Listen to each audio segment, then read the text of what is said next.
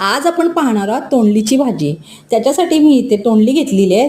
तोंडली पाण्यात टाकून मीठ टाकलेलं आहे आणि भाजी चिरून घेणार आहे. इथे मी थोडंसं सुकं खोबरं भाजून घेत आहे. शेंगदाणे भाजून घेतले आहेत थोडेसे. तुम्हाला ग्रेव्ही किती पाहिजे त्याप्रमाणे तुम्ही घ्या.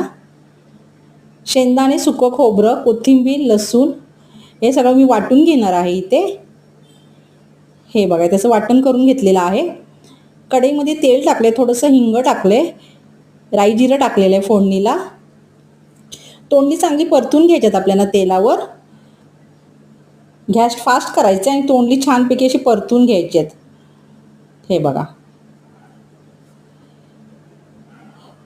तोंडली परतून झाली की मीठ टाकायचं आहे.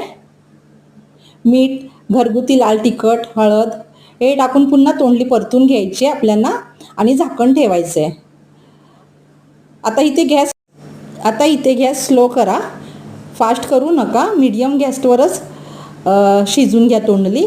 इथे वाटप केलेलं मी टाकलेलं आहे.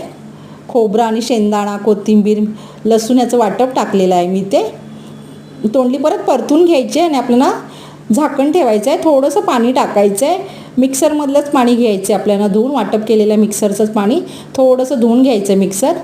तेच पाणी टाकायचं आहे आणि झाकण ठेवून तोंडली आपल्याला मीडियम गॅसवर शिजून घ्यायची आहे. स्लो केला तर त्याला धगी लागणार नाही भाजीला, म्हणून मीडियम गॅसच करायचं आहे, जेणेकरून भाजीला छानपैकी अशी धग लागेल आणि भाजी शिजेल.